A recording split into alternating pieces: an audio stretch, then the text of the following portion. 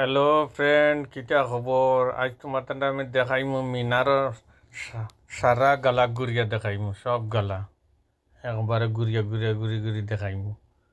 কোনো মিনার এটা তো হজর টাইমে হাজি অকল আইলে রইবার জায়গা এটা মিনার তো নিম্ন যেন খাঙ্কর মারেন যে ও জায়গাও দেখাইমু তোমার তান্ডে হজর টাইমে যে ফাত্তর দুইটা আইন ও জায়গাও দেখাইমু। সারা গালা দেখাইমু জায়গার গালা গালা রাস্তার গালা গালা বা যাওয়াত বহুত বড় এরিয়া মিনারর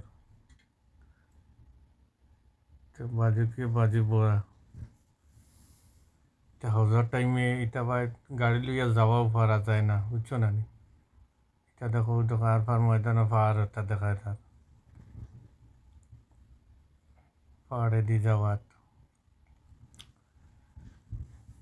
তো সুন্দর লাগে এটা জায়গা, বহুত সুন্দর। আল্লাহ সারার একবার হইলেও ওটা জায়গাত আইবার লাগি তৌফিক দেখ, আল্লাহর কাছে আমি দোয়া করি আল্লাহ সারার মনও আফসোস পুরা করতা।